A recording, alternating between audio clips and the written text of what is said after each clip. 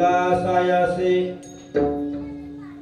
देवती ही बळे धरिला सायासे करोनिया नाश उपाधीचा पूर्व पक्षी धातू धिक्कारिले जन स्वये जनार्दन तेची झाले तुका म्हणे यासी नचले तातडी तुका म्हणे यासी नचले तातडी अनुभवे गोडी येईल कळो पूर्व पक्षी धातू धिक्कारिले जन स्वये जनार्दन तेची झाले विठ्ठल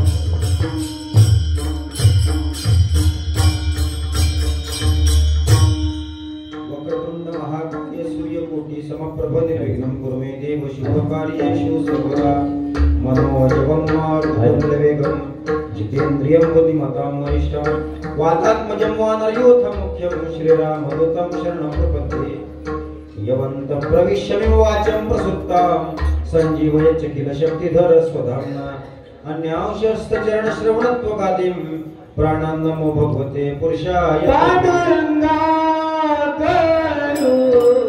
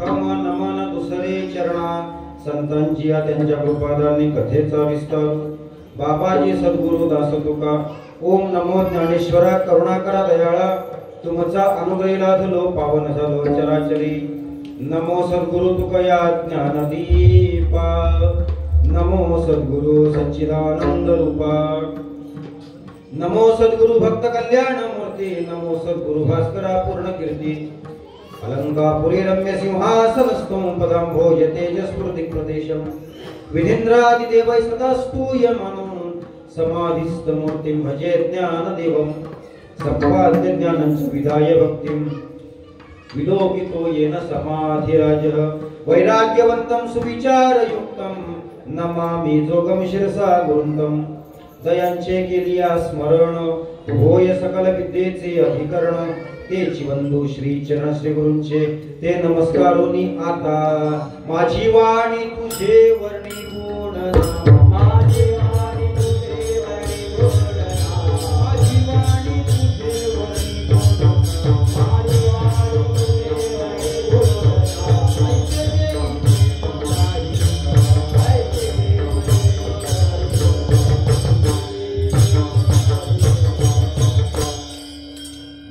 वर्णी पायावरी या वारकरी संतांच्या देवतीही बळे हरिला सायासे करोनिया नाश उपाधीचा पूर्व पक्षी धातू धिक्कारिले जन स्वये जनार्दन तेचे झाले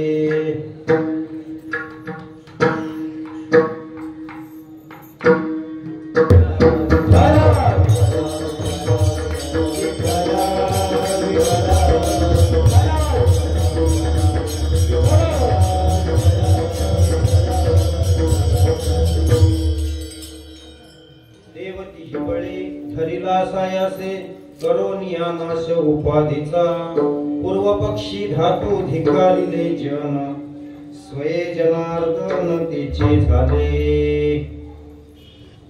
प्रस्तुत चिंतन रूपी सेवेसाठी निवडलेला अभंग हा विश्ववंद्य महाराष्ट्र भूषण जगद्वंदनीय संत श्रेष्ठ जगद्गुरु तुकाराम महाराज यांचा संतपर प्रकरणातील 3 चरणाचा आणि संतांच्या कर्तृत्वाचं वर्णन करणारा हा अभंग आहे विठ्ठल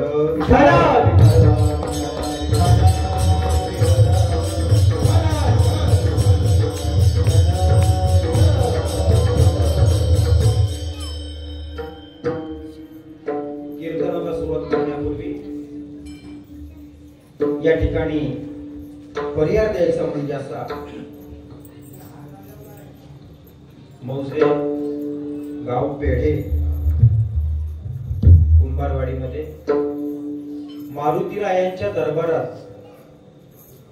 अनादी कालापासून चालत आलेला हा अखंड हरिनाम सप्ताह आणि ग्रंथराज ज्ञानेश्वरी पारायण सोहळा पारायण सोहळ्याचं 48वं वर्ष आहे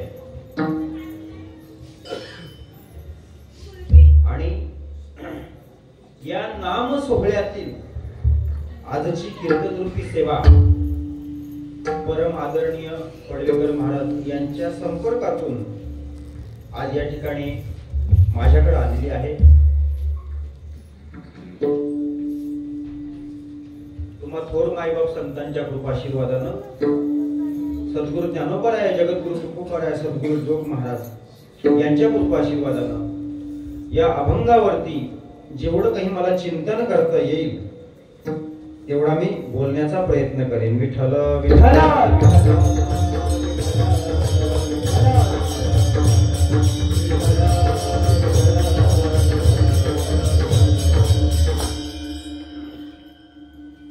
तुमच्या गावामध्ये पहिल्यांदाच येण्याचा योग आलाय माझ्या त्या पप्पाला थाप टाकूच नको बिघड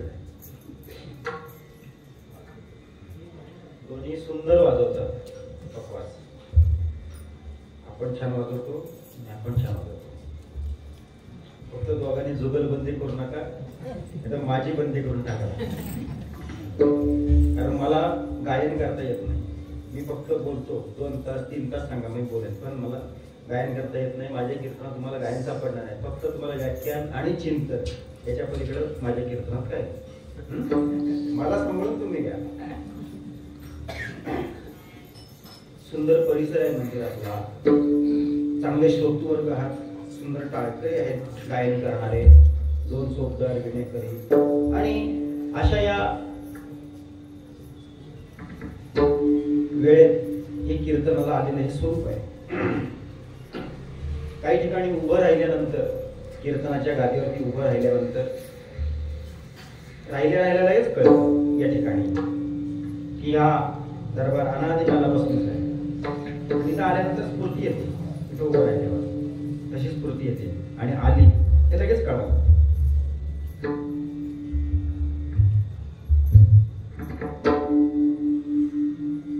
ज्याप्रमाणे संत महात्म्यांच्या कृपाशीर्वादानं जेवढं आपल्याला चिंतन करता येईल वेळेच्या मर्यादेमध्ये तेवढा करण्याचा प्रयत्न करू. विठ्ठल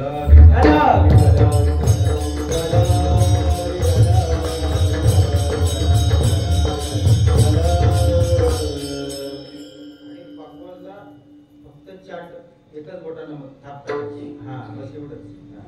आणि साऊंड सिस्टीम वाल्यांना सुद्धा धन्यवाद, अत्यंत सुंदर साऊंड सिस्टीम आहे. असो, जगद्गुरु तुकोबराय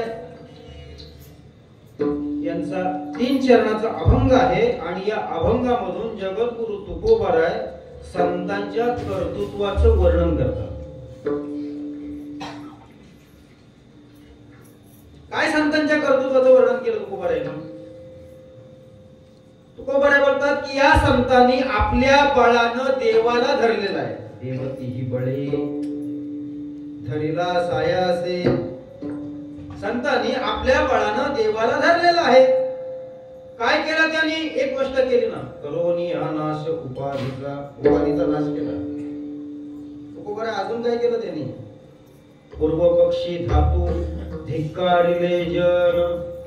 पूर्व पक्षी धातू धिक्कारिले, लोक सुद्धा धिक्कारली. तुकोबराय हे केल्यामुळे झालं काय? तुकाराम महाराज म्हणतात, स्वयं जनार्दन त्याची झाले.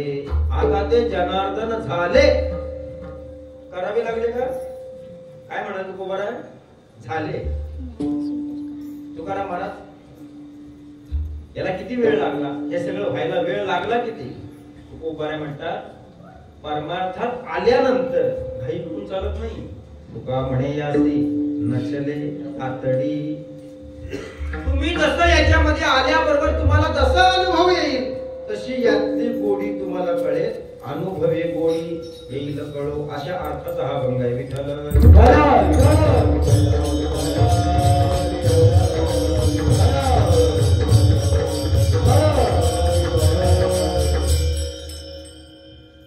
थोडक्यात काय, तुकोबराय संतांच्या कर्तृत्वाचं वर्णन करतात.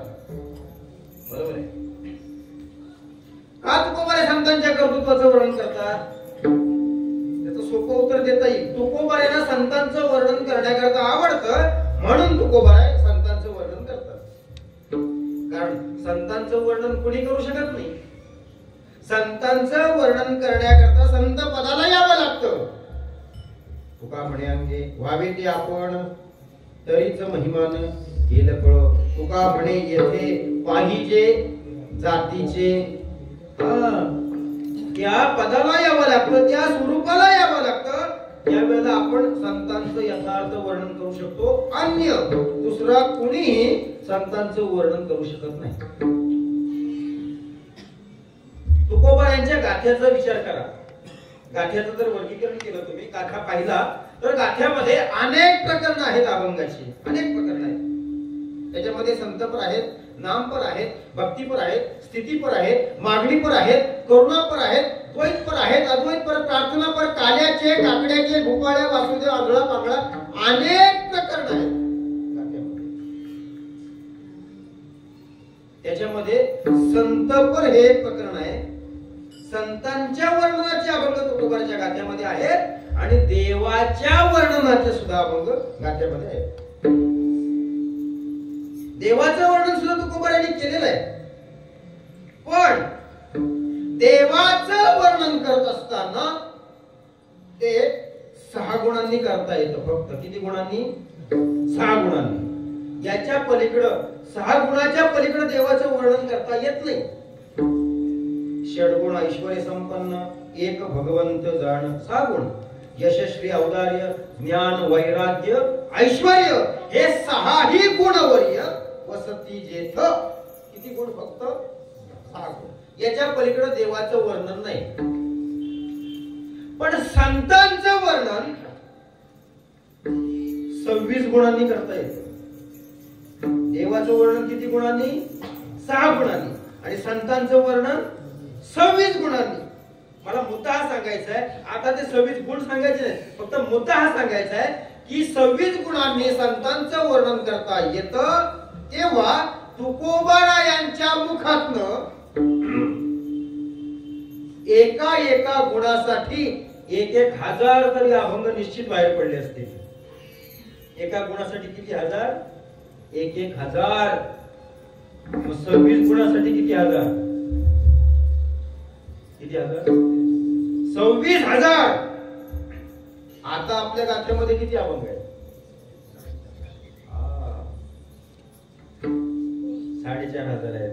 4,092 आहेत. ते मात्र पुढे संख्या आहे.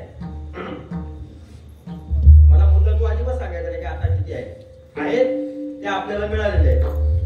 पण मुद्दा हा आहे की देवाचं वर्णन 6 गुणांनी करता येतं आणि संतांचं वर्णन 26 गुणांनी करता येतं. तुकोबारायांच्या गाथ्यामध्ये संतांच्या वर्णनाचे अभंग जास्त आहेत. विठ्ठल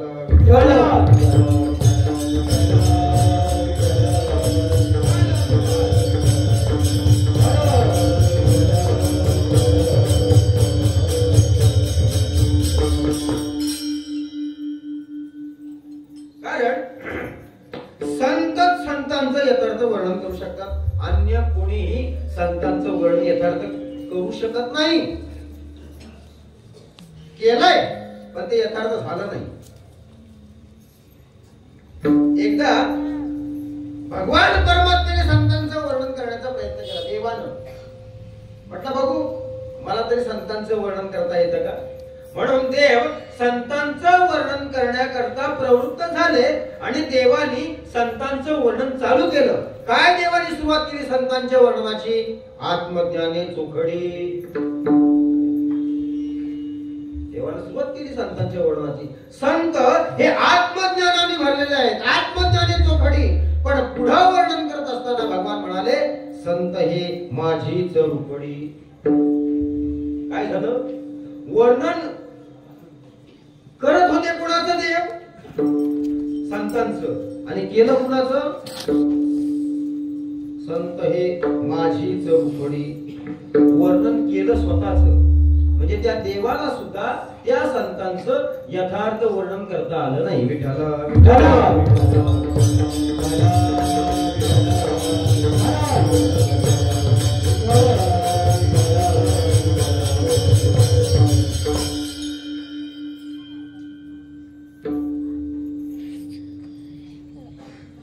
एक सोपा प्रश्न असा विचारतो, उत्तर मीच सांगणार पण तुम्हाला विचारतो. भगवान परमात्म्याने अर्जुनाला कुरुक्षेत्रावरती गीता सांगितली. ती गीता कशासाठी सांगितली असा आपला प्रश्न आहे. त्याचं उत्तर असं येतं की अर्जुनाला मोह निर्माण झाला. ज्या अवस्थेवरती अर्जुन गेला होता की हे माझे नातलग आहे, हे माझे गुरुवरी आहे, हे माझे बांधव आहे, यांच्याशी मी कसं काय युद्ध करू, या ब्रह्मबोधावरती अर्जुन गेला होता. त्याला त्याच्यातून बाहेर काढण्यासाठी भगवान परमात्म्यानं काय सांगितले अर्जुनाला? हे त्याचं उत्तर आहे. हे सर्वांना माहिती आहे. हे कारण आहे. पण मी म्हणतो हे कारण आहे पण हे गौण कारण आहे. काय कारण आहे? गौण आहे. तुम्ही म्हणाल महाराज कसं? बघा, एखाद्या विषयाचं पुस्तक असेल, नीट आहे का? एखाद्या विषयाचं पुस्तक आहे, उदाहरणार्थ गणिताचं पुस्तक आहे. गणिताच्या पुस्तकामध्ये तुम्हाला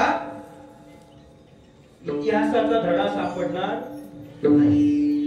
इतिहासाच्या पुस्तकामध्ये तुम्हाला विज्ञानाचा धडा सापडणार नाही. ज्या विषयाचं पुस्तक त्याच विषयाचा धडा. मग आता जर भगवद्गीता अर्जुनाला युद्धासाठीच सांगायची असती देवाला, तर सगळ्या अध्यायामध्ये कशाचं वर्णन यायला पाहिजे होतं? अहो युद्धाचं यायला पाहिजे होतं ना. 18 अध्याय जर आपण पाहिले तर त्या 18 अध्यायामध्ये सर्व अध्यायात युद्धाचं वर्णन खरंच आलंय का हो? तुम्ही ज्ञानेश्वरी पारायण वाचणारी मंडळी आहात, आलंय का? सगळ्या अध्यायामध्ये युद्धाचं वर्णन आलेलं नाही. 1, 2 ते 3 अध्याय सोडले तर कुठल्या अध्यायात युद्धाचं वर्णन नाहीये. मग तिथं आधी युद्धासाठी सांगितली. हे कसं काय ठरू शकतं? कारण नाही, भगवान परमात्म्याने असा विचार केला, गीतेच्या निमित्तानं का होईना पाहतो मला संतांचं वर्णन करता येतं का? प्रत्येक अध्यायामध्ये भगवान परमात्म्याने गीतेच्या संतांचं वर्णन केलं आहे. आता 18 अध्याय इथं सांगणं शक्य नाही, फक्त मी तुम्हाला स्पर्श करून सांगतो प्रत्येक अध्यायाला. दुसऱ्या अध्यायामध्ये भगवान परमात्म्याने बोलायला सुरुवात केली. दुसऱ्या अध्यायात श्री भगवान अशोच्यानन्वशोचस्तम प्रज्ञावादांश भाषसे गतासून नानु शोचंती पंडितः. इथून संतांचं वर्णन देवाने चालू केलं. दुसरा अध्याय. तिसऱ्या अध्यायामध्ये कर्माचं वर्णन केलं भगवान परमात्म्याने, संतांचं वर्णन केलं. चौथ्या अध्यायामध्ये निष्काम कर्मयोगाचं वर्णन केलं, ते संतांचं वर्णन आहे. 5व्या अध्यायामध्ये ब्रह्मण्याधाय कर्माणि संगम त्यक्त्वा करोति हा लिप्यतेन स पापेन पद्मपत्रमिवांभसा. या श्लोकावरती जे वर्णन केलं ते वर्णन संतांचं आहे. 6व्या अध्यायामध्ये अगा योगी जो म्हणजे तो हा देवांचाही देव जाणीते हे सर्व सुख माझे चैतन्य गा. अशांचं वर्णन केलं, ते संतांचं वर्णन आहे. 7व्या अध्यायामध्ये येथे एकच लीला तरले जे सर्व भावे मज भजले तया आईलीचं थडी सरले मायाजळ. अशांचं जे वर्णन या श्लोकात केलं ओवीमध्ये, ते संतांचं वर्णन आहे. 8वा अध्याय धूम्रमार्ग सांगितला सुभद्सेनाला, जे अर्चनादी मार्ग स्वीकारता धूम्रमार्गाचा त्याग करून कोण, अशांचं वर्णन 8व्या अध्यायात केलं, ते संतांचं वर्णन आहे. 9वा अध्याय राजविद्या राजगुह्यम पवित्रमिदम उत्तमम. हे राजगुह्य कुणाला कळालं, अशांचं जे वर्णन 9व्या अध्यायात केलं, ते वर्णन संतांचं आहे. 10वा अध्याय विभूती योग सांगितला. प्रत्येक विभूती ही संतांची विभूती आहे. 11वा अध्याय विश्वरूप दर्शन योग. अर्जुन, हे विश्वरूप मी कुणाला दाखवतो? शेवटच्या 4 श्लोकात ज्यांचं वर्णन केलं, ते वर्णन संतांचं आहे. 13व्या अध्यायामध्ये ज्ञानाचं वर्णन केलं, ते संतांचं वर्णन आहे. 14व्या अध्यायामध्ये गुणातीताचं वर्णन केलं, ते वर्णन संतांचं आहे. 15वा अध्याय निर्माण मोहाजित संग दोषा अध्यात्म नित्या विनिवृत्त कामा. या श्लोकावरती जे वर्णन केलं, ते संतांचं वर्णन आहे. 16व्या अध्यायामध्ये सत्व रज तम त्रिगुणी महात्म्य सांगितले, ते संतांचं वर्णन आहे. 17वा अध्याय दैवी संपत्ती वनाचं वर्णन. कोण ही दैवी संपत्ती कोणाकडे असते, अशांचं जे वर्णन केलं, ते संतांचं वर्णन आहे. आणि 18वा अध्याय हा एक अध्याय गीता आहे. पहिल्या जेवढ्या अध्यायामध्ये जे आलंय, ते सगळं एका 18व्या अध्यायामध्ये आलेलं आहे. मला मुद्दा हा सांगायचा आहे, संपूर्ण गीतेमध्ये भगवान परमात्म्यानं संतांच्या वर्णनाशिवाय दुसरा कुठला उद्योग केलेला नाही. विठ्ठल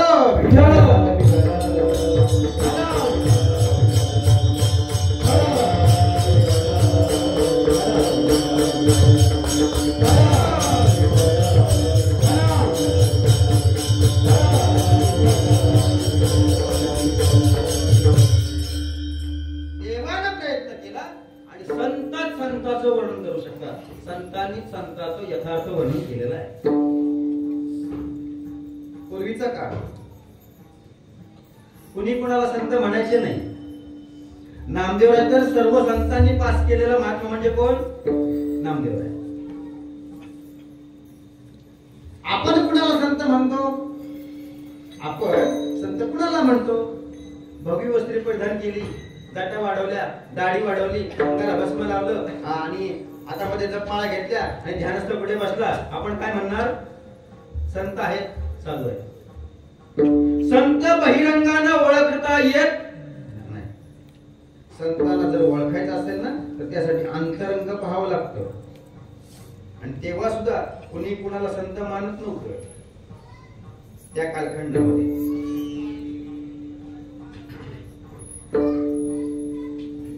12व्या शतकामध्ये असा एकच चमत्कार झाला.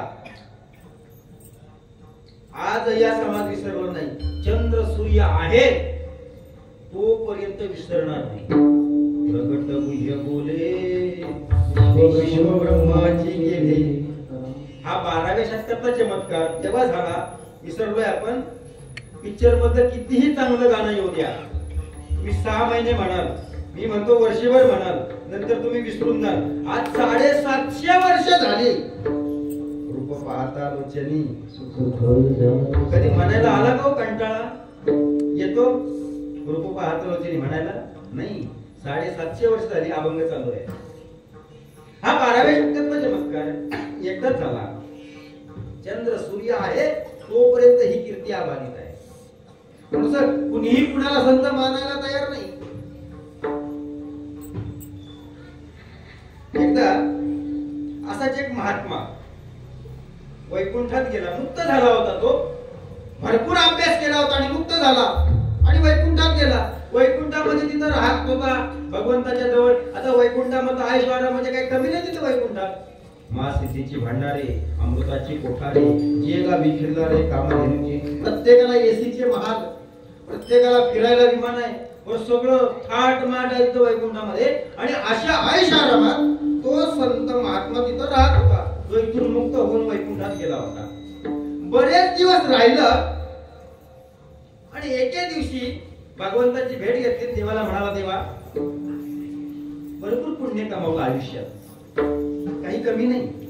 मुक्त झालो, इथे राहिलो, इथे पण सगळं पाहिलं, पण एक इच्छा म्हणाला माझी अपूर्ण राहिली. देव म्हणाले, काय इच्छा तुझी अपूर्ण राहिली? तो म्हणाला, खाली मृत्यू लोकात कार्तिक वद्य त्रयोदशीला आळंदीमध्ये श्री संत ज्ञानेश्वर महाराजांचा समाधी सोहळा मोठा होतो.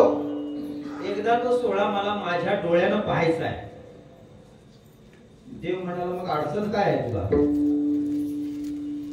त्यांनी सांगितलं, अडचण एकच आहे, मला या वैकुंठामध्ये इथं असं त्याला सुटेबल राहायची सवय लागलेली आहे. आणि त्या आळंदीमध्ये त्या वारकऱ्यांच्या गर्दीत मला काही जमणार नाही. त्या धक्काबुक्कीमध्ये मला जमणार नाही. तेव्हा तुम्ही काय करा, माझ्या राहण्याची, माझ्या जेवणाची आणि माझ्या दर्शनाची तेवढी व्यवस्था आळंदीमध्ये करा. तेवढीच माझी अडचण आहे. अजून ते उंच झालंय, हात टाकू नको. माझी तेवढी व्यवस्था तुम्ही करा. देव म्हणाले, ठीक आहे, करतो तुझी व्यवस्था. तुम्ही लक्ष माझ्याकडे द्या. ते पप्पाच राहू दे, मी प्रमाण उचलणार, तुम्ही फक्त 2 तास बोलणार आहे. तुम्ही देव म्हणाले, अडचण आहे ना, मी करतो. तुला पत्र लिहून देतो म्हणाला. पत्र द्या. आणि भगवान परमात्म्याने पत्र लिहायला घेतलं. कुणाला? तुकाराम महाराजांना. देव म्हणाले, मी तुला पत्र लिहून देतो. देहूवरून संत श्रेष्ठ जगद्गुरु तुकोबार आहे, तिथं आळंदीला वारीमध्ये येतात, त्यांना हे पत्र दे, ते तुझी सगळी व्यवस्था करतील. म्हणून ठीक आहे. आणि त्यांनी देवानी पत्र लिहायला सुरुवात केली. आता पत्र लिहितोय कोण? देव. मग वरती कोणाचं नाव टाकेल? पूर्वी आपण पत्र लिहित होतो तेव्हा वरती कोणाचं नाव टाकत होतो? देवाचं. आता पत्राचा जमाना गेला, तो विषय सोडा, पण आपण देवाचं नाव टाकत होतो. मग आता इथं देव पत्र टाकतोय, पत्र लिहितोय, मग कुणाचं नाव टाकेल? नाही ना माहिती? सांगतो. देवाने वरती नाव टाकलं, श्री संत ज्ञानेश्वर महाराज समर्थ, जगदवंदनीय जगदमान्य संत श्रेष्ठ जगद्गुरु तुकोबारायास बालके पांडुरंग परमात्म्याचा शिर साष्टांग नमस्कार. देव पत्र लिहितोय. मी काही पत्र वाचलं नाही, तुम्हाला कल्पना करून सांगतो. मी आपल्याकडे एक संत महात्मा पाठवत आहे. पत्र नीट आहे का? मी आपल्याकडे एक संत महात्मा पाठवत आहे. भरपूर पुण्य त्यांनी त्यांच्या जीवनामध्ये केलंय आणि मुक्त झालेले आहे. त्यांना मी आळंदीमध्ये पाठवतोय. त्यांच्या राहण्याची व्यवस्था तुम्ही करा, त्यांच्या दर्शनाची तुम्ही व्यवस्था करा, त्यांच्या जेवणाची तुम्ही व्यवस्था करा. तशीच वेळ मिळाली तर श्री संत ज्ञानोबारायांची भेट सुद्धा तुम्ही त्यांना घालून द्या. कारण मोठे विद्वान महात्मे आणि संत आहेत आणि त्यांच्या पायावरती तुम्ही मस्तक टेकवून तुमचं जीवन कृतार्थ करून घ्या. हे कोणी सांगितलं? नाही कळालं तुम्हाला? बोला माझ्याशी. कोणी सांगितलं? देवानं. कुणाला सांगितलं?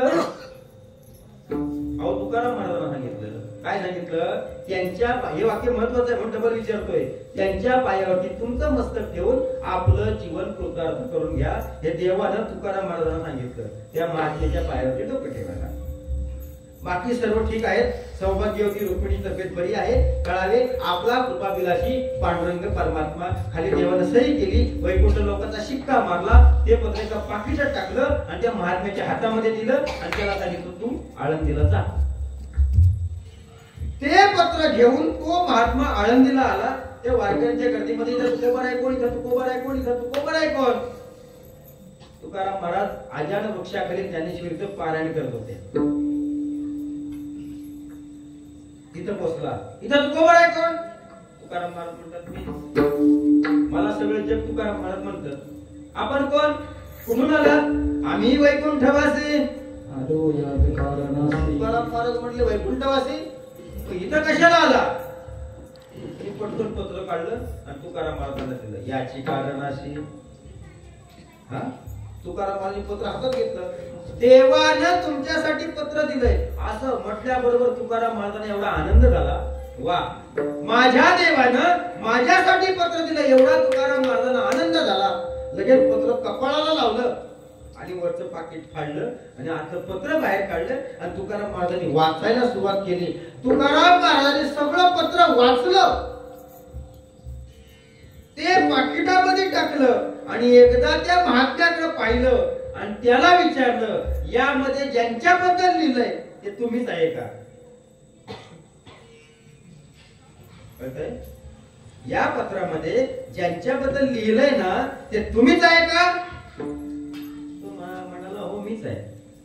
माझीच व्यवस्था करायला सांगितली, माझ्यात राहण्याची, माझ्या जेवणाची, माझ्या दर्शनाची व्यवस्था देवानी तुम्हाला करायला सांगितली. नक्की तुम्ही आहे ना? अहो तुकोबार आहे. हो मीच आहे, मलाच तुमच्याकडे पाठवलंय. नक्की तुम्ही का आले? हो.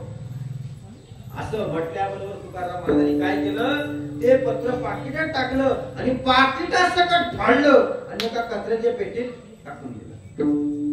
तो महात्मा म्हणाला, अहो काय करता का तुम्ही? देवानं दिलेलं पत्र तुमच्यासाठी, माझी व्यवस्था तुम्हाला करायला सांगितली, पत्र फाडून पाकिटात सकट फाडून टाकून दिलं. एक तक्ता सुद्धा दाखवायला ठेवला नाही पत्राचा. पाहे पाच भजेचे चिरकुट राया जतन करीत कष्ट. एक तक्ता पण नाही ठेवला. देवाने दिलेलं पत्र होतं. आता जातो आणि देवाकडे जाऊन तुमची तक्रार करतो. तुकाराम महाराज म्हणाले खुशाल जा आणि जाऊन तक्रार कर. शिक्षा करायच्या निमित्तानं तरी तो इथे येईल ना. जा, जाऊन तक्रार कर. तसा तो महात्मा कुठे गेला? वैकुंठात गेला. वैकुंठात गेल्यावर देवाची भेट घेतली. देव म्हणाला, अरे लगेच कसा काय आला तू? खाली समाधी सोहळा अजून चालू आहे. त्यांनी सांगितलं, अहो कोणाकडे पाठवलं मला तुम्ही? तुकोबार आहे. माझ्या दर्शनाची व्यवस्था नाही, माझ्या राहण्याची व्यवस्था नाही, माझ्या जेवणाची नाही, काहीच नाही. उलट तुम्ही दिलेलं पत्र वाचून फाडून टाकून दिलं. देव म्हणाले, नाही चला आपण दोघे जाऊ. आणि त्या महात्म्याला घेऊन देव पुन्हा कुठे आले? आळंदीला आले. तुकोबाराची भेट घेतली आणि तुकोबाराची भेट घेतल्यावर समोर देव उभे राहतात तुकोबाराच्या. आणि तुकोबारा म्हणतात का? देव म्हणतात तुकोबारा, अहो एवढा मोठा संत महात्मा मी तुमच्याकडे पाठवला, त्याच्या पायावरती तुमचं मस्तक टेकवून तुम्हाला तुमचं जीवन कृतार्थ करायला सांगितलं आणि तुम्ही तर चक्क पत्र फाडून दिलं आणि त्याला पाठवलं परत. तुकाराम महाराज म्हटले, देवा अरे तू ज्याला संत म्हणशील ना त्याला आम्ही संत मानायला तयार नाही. हे वाक्य महत्वाचं आहे. तू ज्याला संत म्हणशील त्याला आम्ही संत मानायलाच तयार नाही, कारण आमची संताची व्याख्या आधी ठरलेली आहे. गेले आशा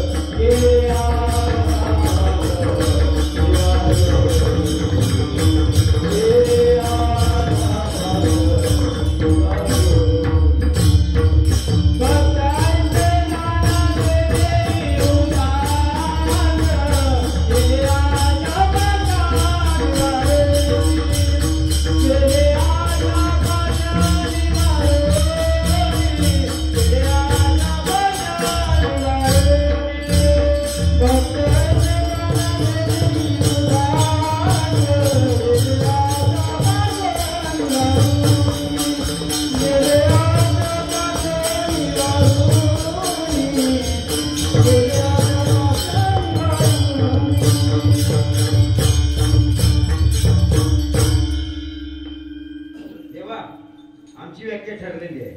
तू कोणालाही संत म्हणशील, आम्हाला ते मान्य नाही.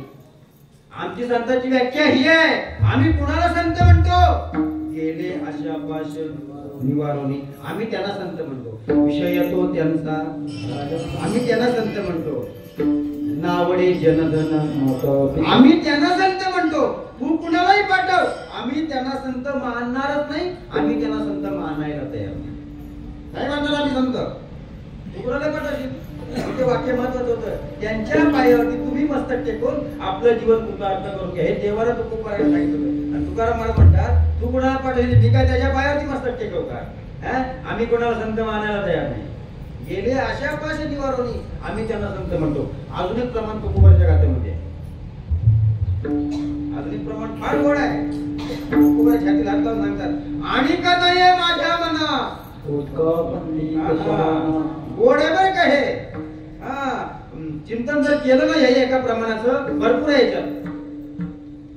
आणि का नये माझ्या मना, तुकोबारा बोलतात, अरे जे माझ्या मनाला येत नाहीत ना, माझ्या मनाला हो का पंडित, पंडित असतील, शहाणे असतील, काढी लागू दे त्यांच्या पांडित्यपणाला. जे माझ्या मनाला येत नाहीत ना, त्यांना आम्ही संत मानायला तयार नाही. असे किती येतील पंडित, आम्ही नाही त्यांना मानत. मुद्दा हा एक सांगू तुम्हाला, तुकोबारायांच्या मनाला जे आले त्यांना तुकोबारांच्या गाठ्यामध्ये जागा आहे. जे तुकोबारायांच्या मनामध्ये बसले त्यांचं वर्णन तुकोबारा त्यांच्या गाठ्यामध्ये करतात. माझा मुद्दा हा चालू आहे, संतांचं वर्णन. कुणाला तुकोबारांच्या गाठ्यामध्ये जागा आहे? जे तुकोबारांच्या मनात बसले, जे तुकोबारांच्या मनामध्ये आले. प्रमाणे हे बघा ना, आणि नये माझ्या मना, जे माझ्या मनाला आले नाहीत.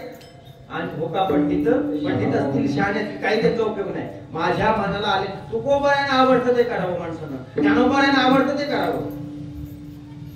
अहो तुकोबारा ज्ञानोबारांना आवडत असेल ना, तर विष पिण्याची सुद्धा ताकद माणसामध्ये पाहिजे.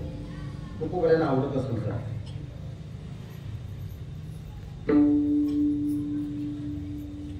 तंबाखूला चुना लावायच्या अगोदर मनामध्ये असा विचार करायचा, हे मी जे करतोय ते तुकोबारांना आवडेल काय? आणि त्याचं उत्तर जर हो आलं तर तुमच्या सोबत आम्हाला पण द्या थोडी थोडी.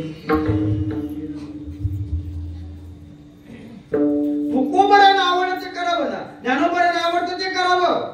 त्यांच्या मनाला आलं पाहिजे, त्यांच्या मनाला उतरलं पाहिजे. ते आशांचं वर्णन तुकोबारा गाथेमध्ये करतात. आणि या अभंगामधून जे वर्णन करतात ना, ते संतांच्या कर्तृत्वाचे वर्णन करतात. काय कर्तृत्व आहे त्या संतांचं? माणसांमध्ये पण कर्तृत्ववान असतात, नाही म्हणत नाही, माणसांमध्ये पण कर्तृत्ववान असतात. पण तुम्हाला एक सांगू, माणसामध्ये कितीही कर्तृत्ववान असला ना तरी सुद्धा तुका म्हणे एका मरणाची सरे उत्तमाची उडे कीर्ती मागे. इथपर्यंत ठीक आहे, पण कुणाची तुम्ही किती चांगला प्रपंच करा, पुढे नाव नाही काढणार, पण परमार्थ तुम्ही करा, माणसं नाव काढणार. माणसाच्या प्रपंचाची कीर्ती अबाधित राहता कामा नये, माणसाच्या परमार्थाची कीर्ती अबाधित राहिली पाहिजे. असं म्हटलं पाहिजे लोकांनी. काय तो माणूस परमार्थिक होता, असं म्हणायचं नाही काय तो माणूस प्रपंचिक होता, नाही ती कीर्ती नको आपल्याला. काय तो माणूस परमार्थिक होता, काय त्या माणसाने परमार्थ केला, ही कीर्ती अबाधित आहे. प्रपंचाची चर्चा जगभर होत नाही, पण परमार्थाची चर्चा जगभर झाल्याशिवाय राहत नाही.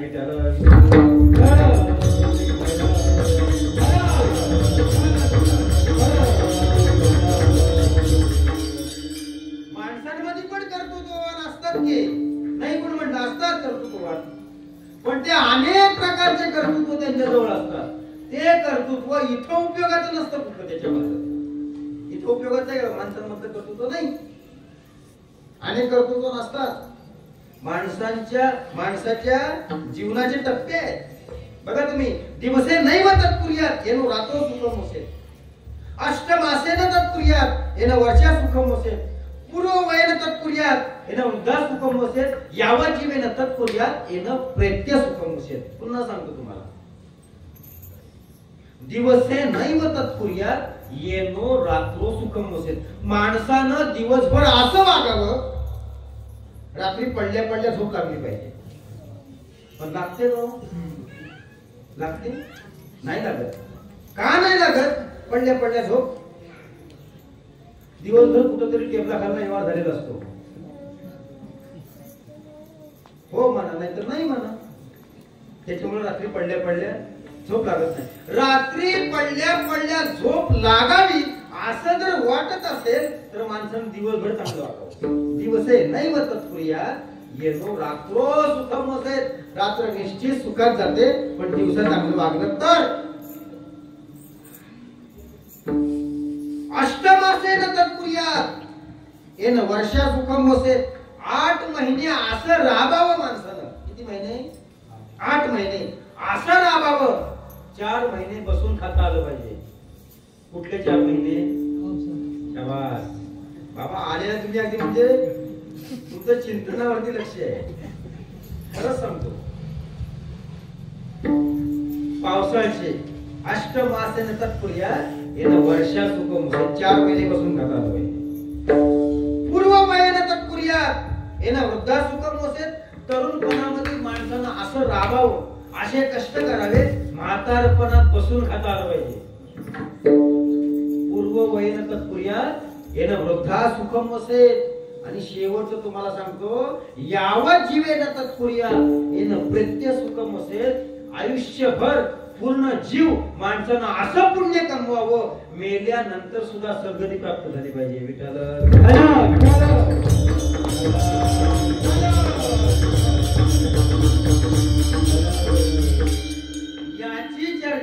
ही चर्चा माणसाची होते. मी प्रपंच किती चांगला करा, तुमची चर्चा जगभर नाही होणार. पण परमार्थ जर तुम्ही केला ना, निश्चित तुमची चर्चा जगभर होते. प्रपंच चर्चा नाही होणार कुणाची. मग ज्याची चर्चा होते, ज्याच्याला कीर्ती होते, ते माणसानं चांगलं करावं.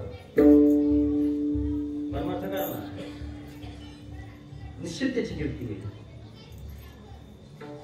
परमार्थाची चर्चा म्हणे का त्याची कीर्ती होते. तुकोबारा म्हणतात की असं ज्यांचं कर्तृत्व आहे, अशी ज्यांची कीर्ती आबादित आहे, अशांना जे माझ्या मनामध्ये बसले, अशांना माझ्या गाथ्यामध्ये जागा आहे. जे माझ्या मनाला आलेत ना, जे संत, अशांना माझ्या गाथ्यामध्ये जागा आहे. आणि अशा संतांचं वर्णन करत असताना तुकोबा त्यांच्या कर्तृत्वाचं वर्णन करतात. आणि ते वर्णन करत असताना तुकाराम म्हणतात की या संतांनी आपल्या बळानं देवाला धरलेलं आहे. अभंगाचं पहिलं देवती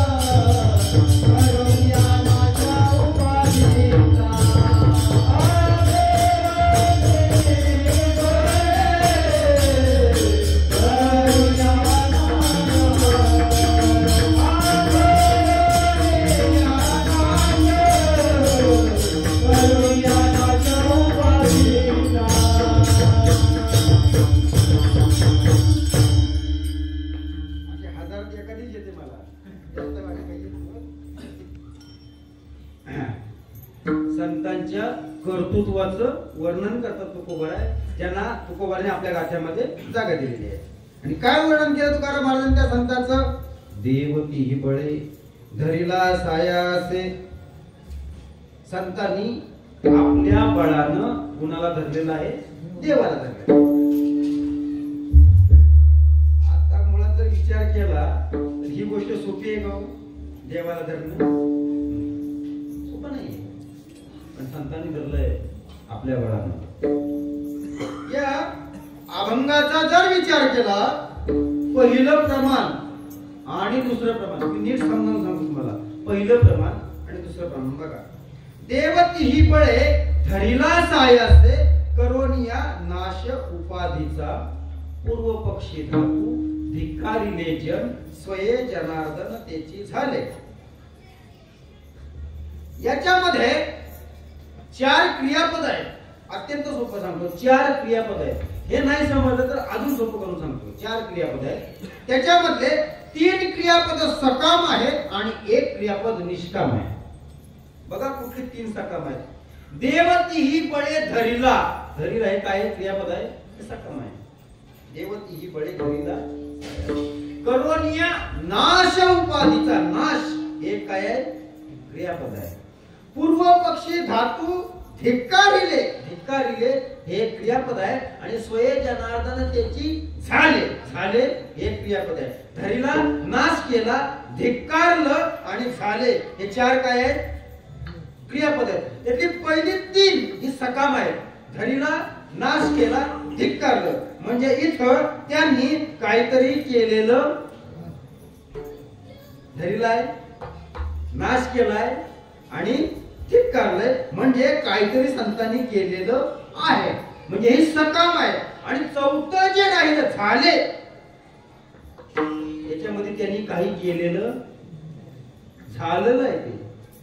पण ते का झाले म्हणायचं तुकोबर आहे, ते होण्यासाठी अगोदर या 3 गोष्टी त्यांना कराव्या लागल्या आणि त्याच्यामुळे झाले. हे जर 3 होत नाही तर पुढचं झाले होईल का? एक त्यांनी देवती ही बळे धरला. त्याने देवाला आपल्या बळानं धरलं. करोनिया नाश उपाधीचा नाश केला आणि पूर्व पक्षी धातू धिक्कारले. या 3 गोष्टी केल्यानंतर काय झाले? अजून तुम्हाला सोपं करून सांगतो. समजा आपल्याला चहा करायचा आहे. आता नाही करायचा, फक्त कल्पना करा. आपल्याला चहा करायचा आहे. चहा जर करायचा असेल तर सुरुवात कुठनं करावी लागते? गॅसवर पातेलं ठेवावं लागतं. त्याच्यामध्ये पाणी टाकावं लागतं. त्याच्यामध्ये साखर टाकावी लागते. त्याच्यामध्ये चहा पावडर टाकावी लागते. त्याच्यामध्ये दूध टाकावं लागतं. हे सगळं केल्यानंतर पुन्हा ऐका, हे सगळं केल्यानंतर चहा करावा लागतो का? चहा होतो? काहीच नाही होत. काय नाही होत? चहा होतो, करावा लागत नाही. बरोबर आहे. होण्यासाठी अगोदर काय काय करावं लागतं? अगोदर हे सगळं केल्यामुळं चहा झाला, करावा लागला. देव तिही बळे धरला, करून या उपाधीचा नाश केला, पूर्व पक्षी धातू धिक्कारले. या 3 गोष्टी केल्या, काही करावं लागत नाही. स्वये जनार्दन, हे जनार्दन झाले, करावे लागले नाही. पण जनार्दन होण्यासाठी अगोदर हे करावं. देवाला आपल्या बळाने धरावं लागतं. माझ्या अंगामध्ये बळ पाहिजे. देवाला धरायचं म्हणजे अंगामध्ये बळ पाहिजे की नाही? अंगामध्ये ताकद पाहिजे. मग कुठली ताकद त्यांनी वापरली देवाला धरण्याकरता? परमार्थामध्ये कुठलं बळ आहे महत्वाचं? अनेक प्रकारची बळ आहेत. बळाची मोठी यादी आहे. शारीरिक बळ आहे, कौटुंबिक बळ आहे, तपाचं बळ आहे, सत्तेचं बळ आहे, ज्ञान बळ आहे, धर्म बळ आहे, बुद्धी बळ आहे, संपत्तीचं बळ आहे. अनेक प्रकारची बळ आहे. याचा इथे एकचाही उपयोग नाही परमार्थात. पण परमार्थामध्ये सर्वात महत्वाचं, अत्यंत क्षणाक्षणाला लागणार असं एक बळ आहे. ते प्रत्येक वेळेला लागतच परमार्थामध्ये. आणि ते बळ कुठलं आहे माहिती का तुम्हाला? एक विवेकासहित वैराग्याचे बळ. हे परमार्थामध्ये आवश्यक आहे. कुठलं बळ? वैराग्याचं. आणि नुसतं वैराग्याचं बळ असून चालत नाही, त्याला विशेषण लावलंय, विवेकासहित. वैराग्याचं बळ असतं, त्याचे 2 प्रकार आहेत. एक विवेकी वैराग्य आणि एक अविवेकी वैराग्य. विवेकी वैराग्य म्हणजे काय? एकदा का आलं का ते पुन्हा जात नाही, त्याला काय म्हणतात? विवेकी वैराग्य. आणि अविवेकी वैराग्य कुठलं? तेवढ्या पुरतं येतं आणि लगेच निघून जातं, त्याला म्हणतात अविवेकी. संतांजवळ जे होतं ते विवेकी वैराग्य होतं. चंद्र तेथे चंद्रिका, शंभू तेथे अंबिका, संत तेथे विवेक. संतांजवळ विवेकी वैराग्य होतं, एकदाच आलं, पुन्हा गेलं नाही. आणि आपल्याजवळ अविवेकी वैराग्य, तेवढ्या पुरतं येतं, लगेच निघून जातं, तेवढ्या पुरतं येतं, लगेच निघून जातं. मला सांगा ना, रात्रभर कोल्ह्यानं द्राक्षाला उड्या मारल्या. किती? रात्रभर कोल्ह्यानं द्राक्षाला उड्या मारल्या. सकाळ झाली, उजाडलं आणि परत निघाला. पुढे गेल्या त्याचा मावस भाऊ भेटला. त्यानं म्हटलं, द्राक्ष खायची नाहीत का? मला कुठं खातोय का, आंबट आहे. द्राक्ष आंबट होती का? याचं तोंड पुरलं नव्हतं. तोंड पुरलं असतं तर अख्ख्या मांडवाचा फरशा पाडला असता. याचा अर्थ असा आहे, त्या कोल्ह्याला त्या द्राक्षाचं वैराग्य झालं होतं का? नाही. तोंड पुरलं नाही म्हणून त्यानं सोडून दिलं. एखादा म्हणला आपण सुपारी खात नाही, म्हणलं का बरं? वैराग्य झालं काय सुपारीचं? तुम्हाला नाही हो, तोंडामध्ये दात नाही म्हणून सुपारी खात नाही. दात असते तर मग खाली असते की नाही? याचा अर्थ असा आहे की त्याला त्या सुपारीचं वैराग्य झालं असं म्हणता येत नाही. हे अविवेकी वैराग्य आहे. तेवढ्या पुरतं येतं, लगेच निघून जातो. अविवेकी वैराग्य. काही वेळेला असं होतं,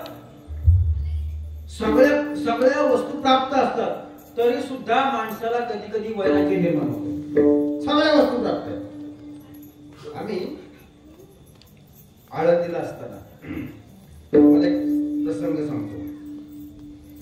2006चा प्रसंग आहे. आता तर मी किती वर्ष झाली बघा, आता 2006ला 4थ्या वर्षाची पंगत होती आळंदीमध्ये वारकरी शिक्षण संस्थेत. आणि 4थ्या वर्षाला त्या पंक्तीला आम्रखंडाचा बेत होता. काय बेत होता? आम्रखंड. हा, आम्रखंडाचा बेत होता. आता तुम्ही आळंदीची पंढरपूरची वारी करणारी माणसं आहेत, तुम्हाला माहिती आहे आषाढीवारीमध्ये चालून बघा कशा पंक्ती असतात, मोठमोठ्या पंक्ती असतात. आणि आपल्या कोकणातल्या माणसांपेक्षा तिकडची पश्चिम महाराष्ट्र, मराठवाडा, विदर्भातली मंडळी आहेत ना, ही गोड खाण्यामध्ये एक्सपर्ट आहे. आणि भरपूर गोड लागतं त्यांना खायला. आणि असं आपल्याला कसं वाढत नाही, भरपूर भरपूर असं पंक्तीमध्ये गोड वाढलं जातं. आणि तो आम्रखंडाचा बेत होता. आणि बरं, तिकडं आम्रखंड किंवा जो चक्का जो श्रीखंड वाढतात ना, तो बादली असते, बादली आपली आमटीची वाडाची बादली, भाजीची बादली. आणि त्या बादलीमध्ये डाव असतो, डाव म्हणजे वगराळ असतं ना आपलं, त्या वगराळ्याला ते वाढतात. काय? आम्रखंड वगराळ्यानं. आपल्याकडे कशाला वाढतो तो? चमच्याला वाढतं? अजिबात नाही. नुसत्या चमच्यानं नाही वाढत. नाही नाही, छोटा चमचा पण नाही. लहान पोराला औषध पाजायचा चमचा असतो ना, त्याच्यानं वाढतं.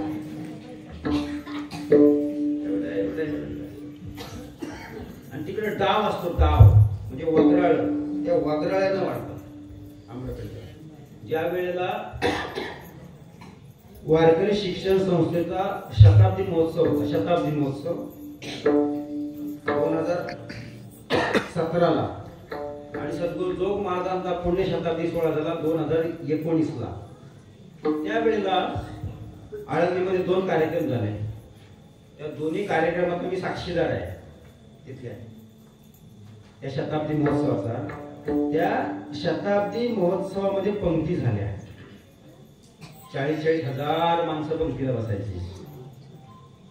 हा, कीर्तनाचा जो मंडप होता तो 8 एकराचा मंडप होता माऊली. किती?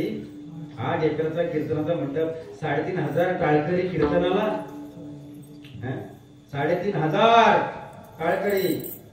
शेवटच्या दिवशी 5,500 मदंग लावले पकवाजाला, पकवाज हरिपाठाला. 5,500 पकवाज लावले ते हरिपाठाला. एवढा मोठा सोहळा झाला तो. असं पाहिलं तरी अंगावर शाळा येतात. माझ्या मोबाईल मध्ये सगळे फोटो आहेत, तिथले सगळे व्हिडिओ आहेत. त्या कीर्तनाचे, प्रवचनाचे, हरिपाठाचे सगळं आहे. आणि त्या पंक्तीची पण 40,000 माणसं एका पंक्तीला बसायची. 16 एकराचा मंडप होता जेवणाचा. आणि त्या पंक्ती दमदम नाशी दमदम मधनं फिरायचे. भाजीची पातेले जेवण. 2 ट्रॅक्टर भरून कुरडया होत्या. किती ट्रॅक्टर पाहिजे का? ट्रॅक्टर मध्ये कुरडया कधी टाकलेल्या नाही ना? ट्रॅक्टर मध्ये कुरडया होत्या भरून भरोच्या गावाकडनं आल्या. एवढ्या मोठ्या पंक्ती. मी स्वतः बसलेलो त्या पंक्तीमध्ये. मीठ सुद्धा कधी कोणाला कमी पडलं नाही त्या पंक्तीत. मला अर्धा पाऊण किलो सेकंद लागतो. का सांगतो हे? कुणी जर जेवायला बोलवलंच तर माहिती असावं अगोदर. म्हणून मी कीर्तनातच सांगतो. नंतर कमी पडायला लोक मावले. बरोबर ना?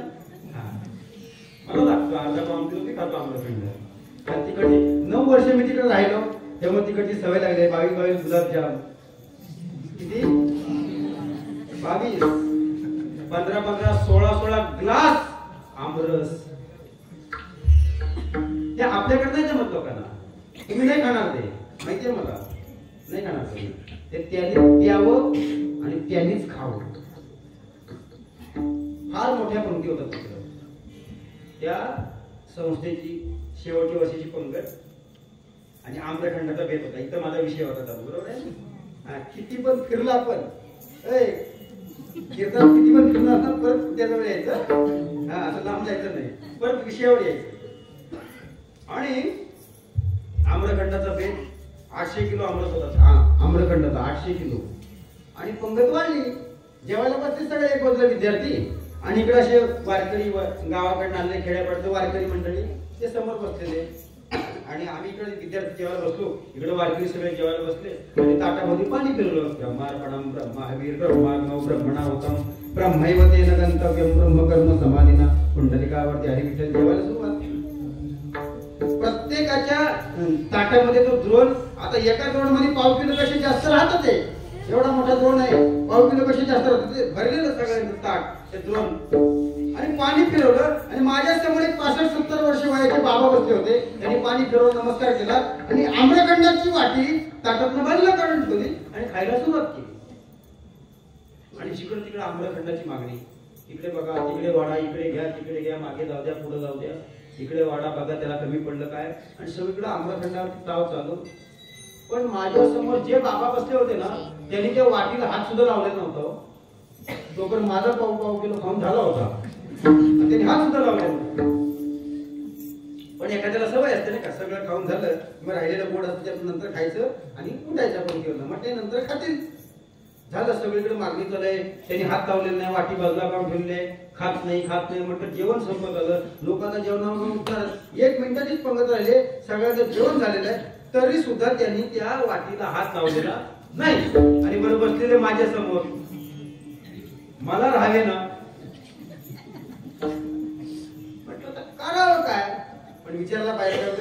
शकता का? त्यांना म्हटलं बाबा तुम्हाला एक विचारू? ते म्हटले विचारा माऊली. काय झालं? मला एक सांगा बाबा, तुम्ही ही वाटी ताटातनं बाहेर का काढून ठेवली? ते म्हणले महाराज तुम्हाला खरं सांगू का?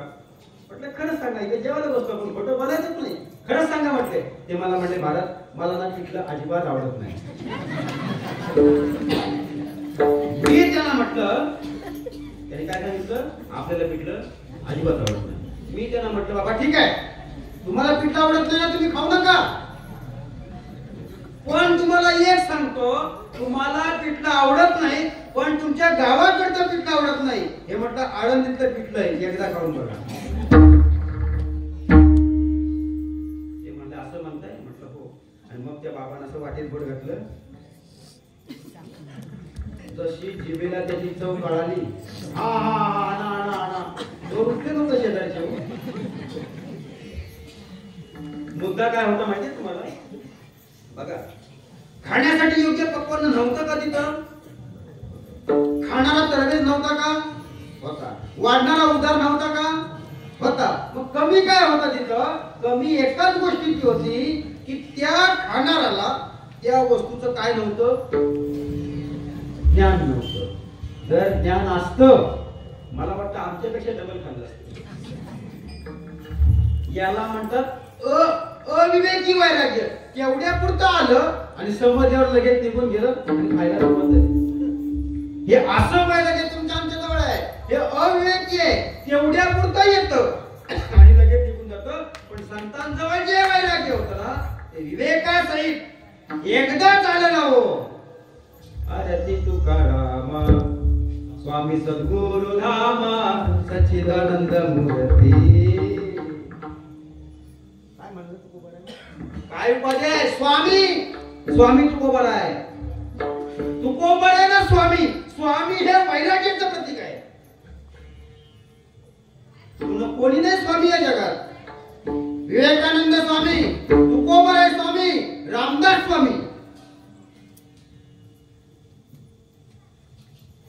स्वामीचा अर्थ खूप मोठा आहे. ज्या वेळेला रामदास स्वामी धर्म परिषदेला शिकागोला गेले, धर्म परिषदेला शिकागोला रामदास स्वामी गेले.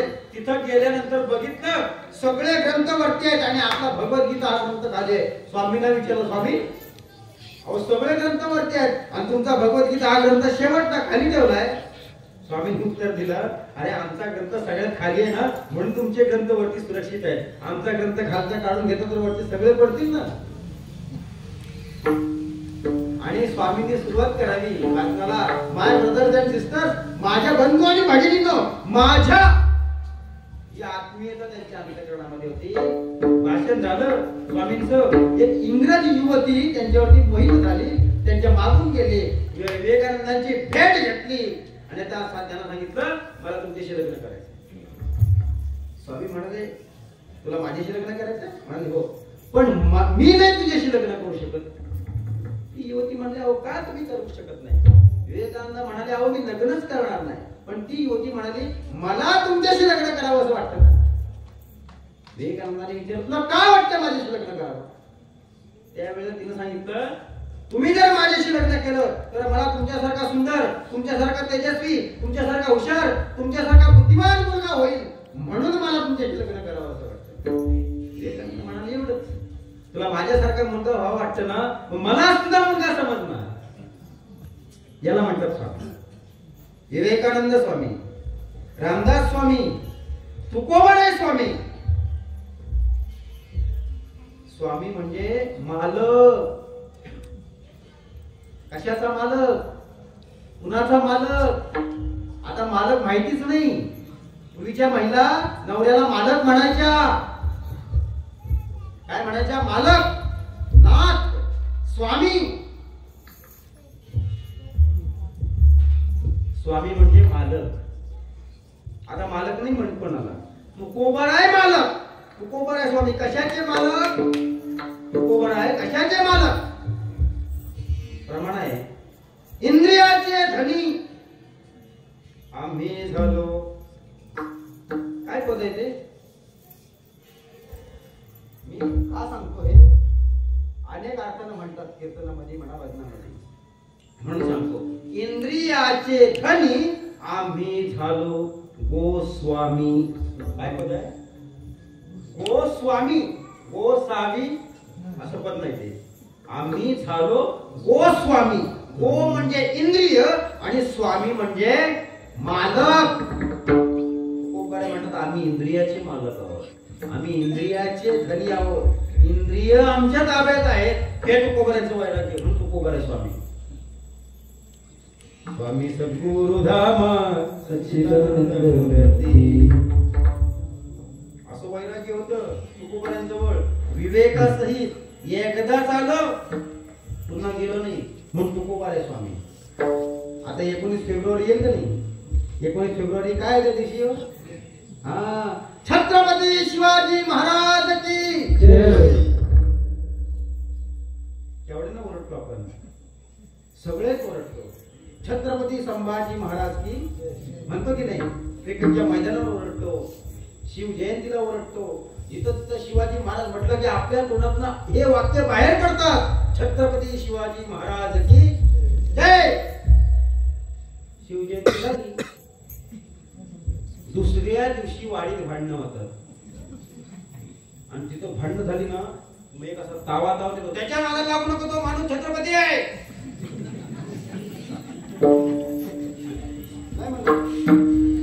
नाही म्हणा की तुम्ही नाही म्हणत. 19 फेब्रुवारीला काय ओरडला तू? काय ओरडला? आणि दुसऱ्या दिवशी काय ओरडलं वाडीत येऊन? आपण कधी केलं का चिंतन या गोष्टीचं? करतो कधी? नाही करत. कधी केलं? नाही केलं आपण, करतही नाही. बघा ना तुम्ही, सोपा विषय हो. सगळ्यांनी व्हिडिओ करा कीर्तनाचे. माझा अजून बराच वेळ आहे, 35 मिनिटं बाकी आहेत कीर्तनाचे. व्हिडिओ करून घ्या कीर्तनाचा. मी शेवटला सांगेन काय सांगायचं, आता नाही बोलत. मला अजून भरपूर बोलायचं आहे, अर्धा तास मी बोलणार आहे.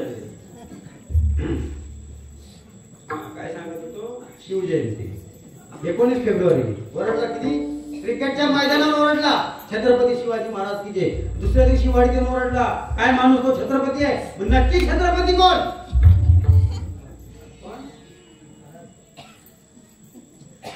त्यांचं उत्तर बरोबर आहे.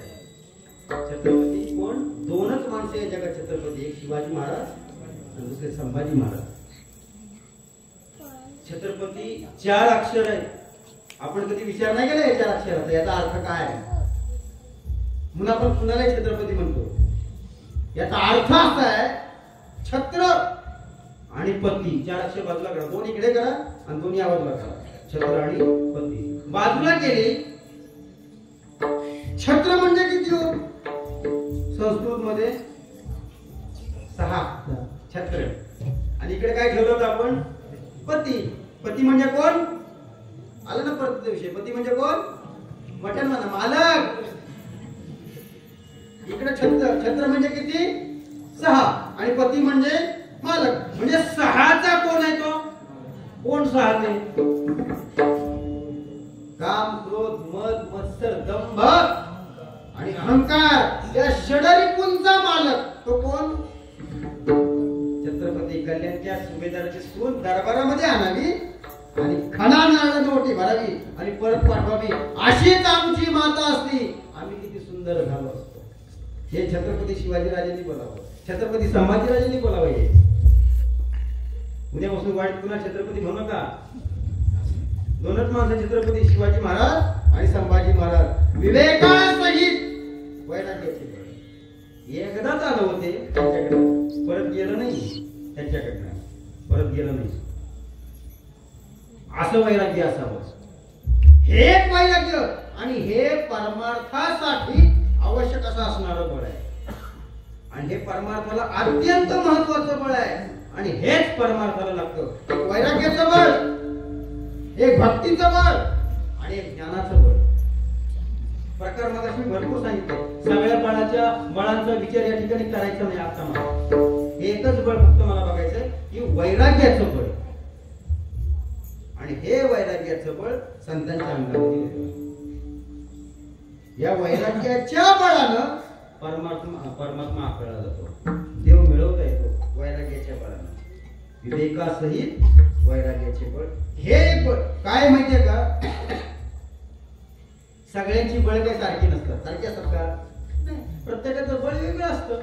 लहान मुलाचं बळ वेगळं असतं, मोठ्या माणसाचं बळ वेगळं असतं. प्रत्येकाचं बळ वेगळं आहे. एखाद्या पैलवानाचं बळ वेगळं असतं. एक सांगा, जो माणूस 50 किलोची गोणी उचलून घेऊन जाऊ शकतो, त्या माणसाला 2 किलो साखरेची पिशवी घेऊन द्यायला काय अवघड आहे का?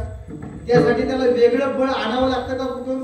नाही. तो सहज चालता चालता घेऊन जात असतो. उदाहरण सांगायचं आहे, मोठ्या माणसाचं बळ वेगळं आहे आणि लहान मुलाचं बळ वेगळं आहे. लहानाची क्रिया मोठ्याला करता येत नाही, मोठ्याची क्रिया लहानाला करता येत नाही.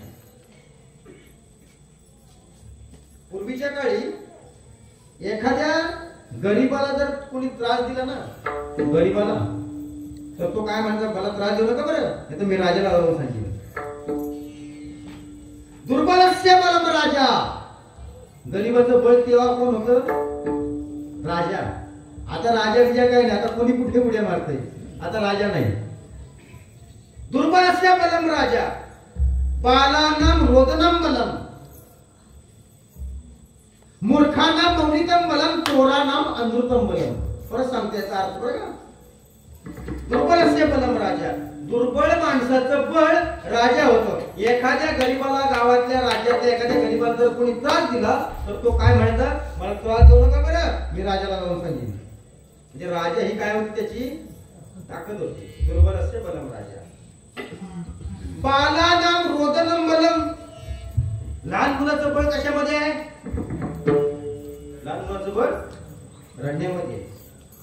जत्रेला घेऊन गेला बाप पोराला आणि पोराला खेळण्याची दुकानं बघितली, इकडे खेळणं बघ, तिकडे खेळणं बघ, हे खाऊ बघ, ते खाऊ बघ, बाबा मला हे पाहिजे, मला तो फुगा द्या, मला हे द्या. आणि बाप म्हणाले, काय कशात ते फुगा घेतो, ते खेळला घेतो, 2 मिनिटात घेशील आणि आता रडून टाकून मोडून देशील, काय त्याचा उपयोग नाही. असं म्हटल्यावर ते बापाचा हात सोडतो आणि मातीत हात पाय आपण लोळायला सुरुवात करते पोरगं. आणि रडायला लागल्यावर बाप म्हणतो, रडू नको, पण तुला जे काय पाहिजे ते मी घेऊन देतो. बालानाम रोदनम बलम, लहान मुलाचं बळ रडण्यामध्ये, हे मोठ्या माणसाला सुद्धा काय करतं, गप्प करतं. बाप म्हणलं, इज्जत माझी चालली, गप्प बसा. मूर्खानाम मौनितम बलम, मूर्ख माणसाचं बळ कशामध्ये आहे? वा, गप्प बसण्यामध्ये. काय काय तर आशय बोलतात. काय म्हटलं मी? इकडे जरा शांत बसा, शांत बसा. मूर्खानाम मौनितम बलम, काय काय जण तर आशय बोलतात, तोंड उघडलं का गटार सुरू. चांगलं कधी बोलतच नाही. जेवढं तोंडातलं वाक्य बाहेर पडेल ना, तेवढं घाणेरडच असणार, चांगलं बोलतच नाही. आशयांचं बळ कशामध्ये आहे? गप्प बसण्यामध्ये आहे. तुम्हाला सांगतो, असं वाईट बोलणारा एकाला लोकांनी लग्नाला नेला होता. कुठं नेला होता? लग्नाला. कोणाला? वाईट बोलणाराला. जो दिवसातनं एकही वाक्य कधी चांगलं बोलत नव्हता, बोलायचं ते घाणच बोलायचा. आणि त्याला गाडीत बसवलं आणि तिथं हॉलवरती गेले, तिथं सगळे उतरले आणि त्याला सांगितलं लोकांनी, म्हणजे बघ, तू बोलला की वाईट बोलतोस, तू चांगलं बोलत नाहीस, तर तू फक्त तिथं बसून राहायचं, तू काय बोलायचं, तोंडच उघडायचं नाही. म्हणजे तू लग्नासारखं मंगल कार्य आहे या ठिकाणी, तर त्याच्यामध्ये तू काय करू नको, बोलू नको, फक्त गप्प राहा, तोंड अजिबात उघडायचं नाही. तो म्हटला, मांडवाला आग लागली तरी बोलू नको का? लोक म्हणल्याला तुला सांगितलं काय सांगितलं होतं? तोंड उघडायचं, बोलूच नको ना, तू कशाला मांडवाला आग लागायचं? तू बोलायचं नाही, फक्त गप्प बसायचं, तोंड उघडायचं नाही. आम्ही तुला काय पाहिजे ते सगळं इथं जागेवरती आणून देतो, तू या खुर्चीवरनं उठू पण नको आणि काही करू नको. तो म्हटला, मला तरी काय करायचंय, पिंड्या एवढा भात करतो, मी माड्यासारखं पडून राहतो. म्हणजे तिथंही त्याला नीट बोलावं वाटत नाही. आणि अशा मूर्खांना, काय म्हणलं मी, अशा मूर्खांना ब्रह्मदेवाने एक मौन नावाचं झाकण दिलेलं आहे. मौन नावाचं ते झाकण त्याने घ्यायचं आणि आपल्या किटलीला लावायचं, तोंड बंद करायचं, बोलायचं मूर्खांना मौलिकम बळ. आणि शेवटचं सांगितलं तुम्हाला चोरांना मांजूकम बलम. चोराचं बळ कशामध्ये आहे तर खोटं बोलण्यामध्ये चोराचं बळ आहे. तो खरं बोलतो तो चोरच नाही, खोटं बोलणं हे चोराचं बळ आहे. असं प्रत्येकाचं बळ वेगळं आहे. लहानाची क्रिया मोठ्याला करता येत नाही आणि मोठ्याची क्रिया ही लहानाला करता येत नाही. प्रत्येकाचं बळ वेगळं आहे. तसं इथं संतांनी बळ वापरलं वैराग्याचं बळ. आणि अजून एक बळ हे परमार्थामध्ये आवश्यक असं असणार आणि वारंवार लागणार असं अजून एक बळ आहे. ज्ञानोबा बोलतात भाव बळे या कळे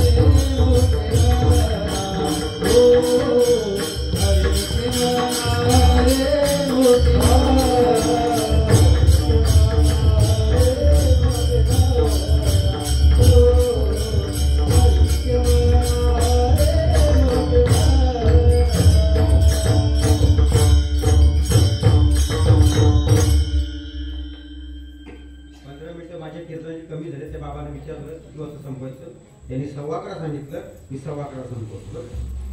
15 मिनिटं राहिली फक्त. ही फक्त मला बळ सांगणार आहे. या अभंगाने या कीर्तनामध्ये काय करणार आहे फक्त बळ. पूर्ण अभंग सुटणार भाव बळे आकळे. एक बळ पाहिलं वैराग्याचं. आपला विषय काय चाललाय या संतांनी आपल्या बळानं देवाला धरलेलं आहे आणि ते बळ आपण पाहतो. वैराग्याचं बळ. अजून एक बळ आता सांगितलं भावबळे आकळे एरविनाकळे. भावाचं बळ मोठे भावार्थाचे बळ देव झाला त्याचे बाळ. आणि भावबळे आकळे एरविनाकळे या बळाला भगवान परमात्मा आकळला जातो. एक उदाहरण सांगतो फक्त. भावबळे आकळे सूरदास प्रभू. नीट ऐका बरं का. भावबळे आकळे सांगतो तुम्हाला. सूरदास प्रभू दोन्ही डोळ्यांनी दिसत नाही आणि भजन करत एका जंगलात चाललेले आहे. अरण्यातून भगवान परमात्म्याचं नामचिंतन चालू आहे. अखंड नामचिंतन चालू आहे. पायामध्ये चालण्याचा त्राण शिल्लक नाही आणि पुढं पुढं पुढं पुढं निघालेले आहेत. रात्र झालेली अंधार किरण पडलेला आहे सगळीकडे. आणि सूरदास प्रभू भजन करत निघाले. पुढे एक पाय टाकला तर दरी आहे. इथपर्यंत गेले आणि तो सुद्धा पाय त्यांनी टाकला आणि पाय उचलला तेवढं हाताला धरलं आणि सांगितलं ए आंधळ्या हो माग. आणि बाजूला गेलो. इकडे कुठे चालला दिसत नाही का. सूरदास प्रभू म्हणतात दिसत नाही म्हणून इकडे चाललो. दिसलं असतं तर इकडे कुठं आलो असतो. अरे पडला असता ना तू. म्हटले बरं झालं मला बाजूला केलं. अरे पण जातो कोणीकडे एवढ्या रात्रीमध्ये. म्हटलं काय नाही भजनाला चाललो. कुठे जातो भजनाला. म्हटलं मंदिरात. गाथा वाचलो नाही तू. आणि काय गाथ्यामध्ये आईचं वैसोनी. सूरदास प्रभू म्हणाले ठाईचं बैसून रोजच करतो मी. आज म्हटलं लोकात जाऊन करावं चार चौकात म्हणून मंदिराकडे चाललो.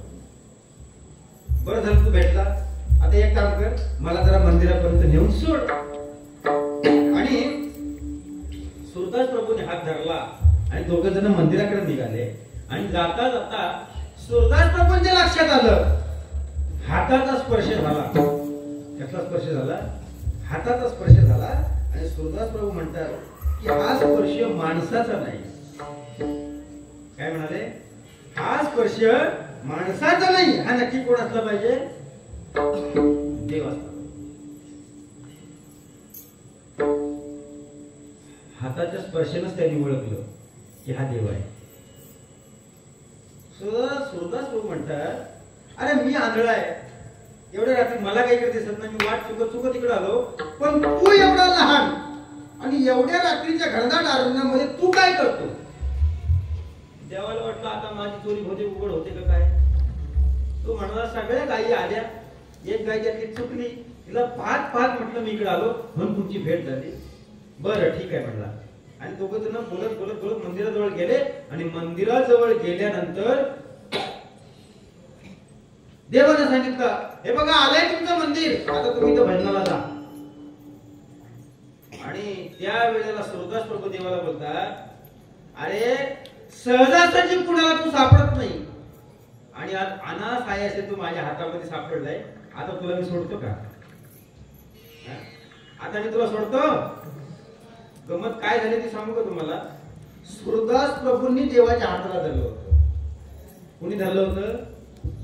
सुरदास प्रभूंनी देवाच्या हाताला धरलं होतं. देवाने जर त्यांच्या हाताला धरलं असतं ना तर हात सोडला असता आणि देव मोकळे झाले असते. पण इथं सुरदास प्रभूंनी देवाला धरलंय. सुटका करणार कशी?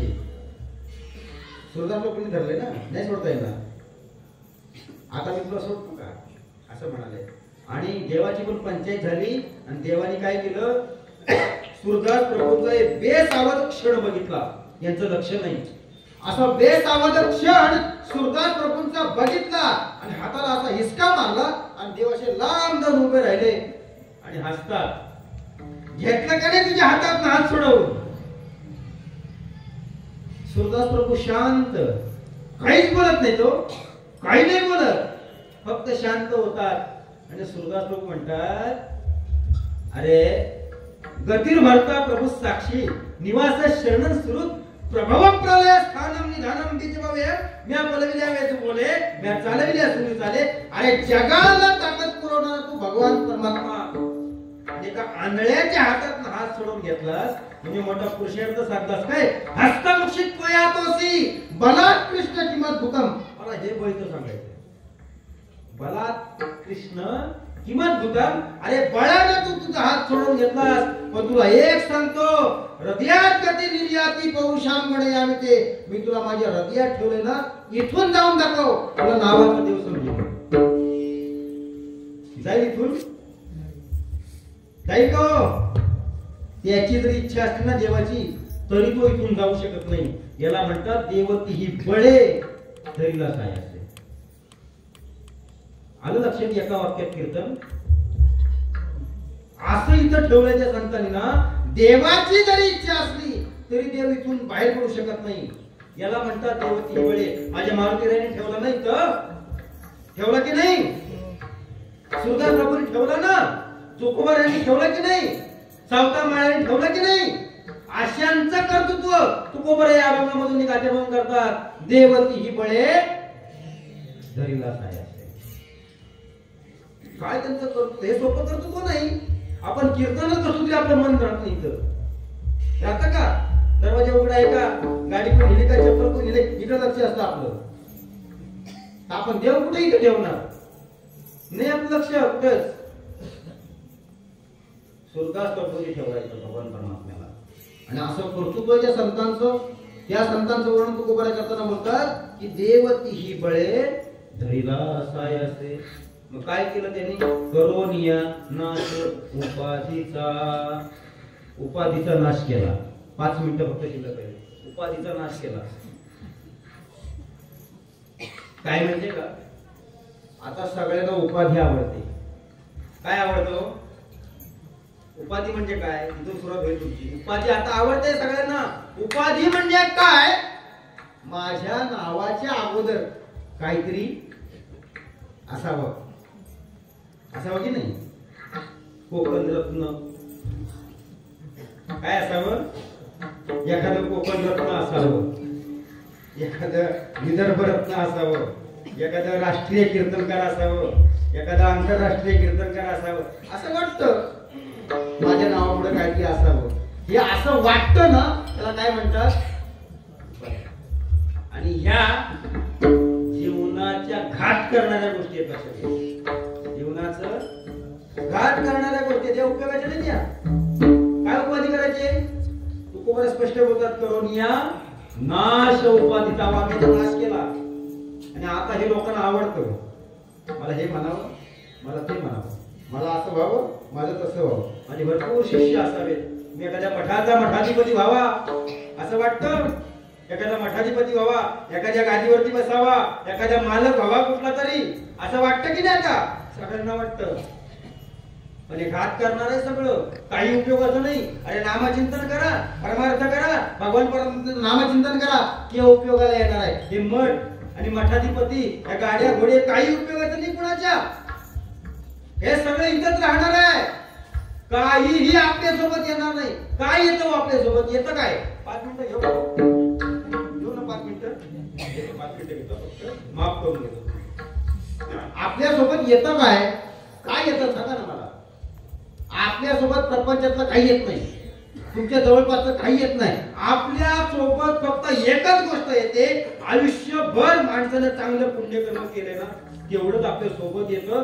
बाकी आपल्या सोबत काहीही येत नाही, काही नाही येत. मग जे आपल्या सोबत येतं ते माणसानं कमावं की नाही कमावं? आपण कमवतोय. आपण आपल्यासोबत येत नाही तेच कमवतोय. काही उपयोगाचं नाही. ह्या सगळ्या उपाधी आहेत, ह्या सगळे नाश पावणार आहेत. याच्यानं नाश होतो, नाश.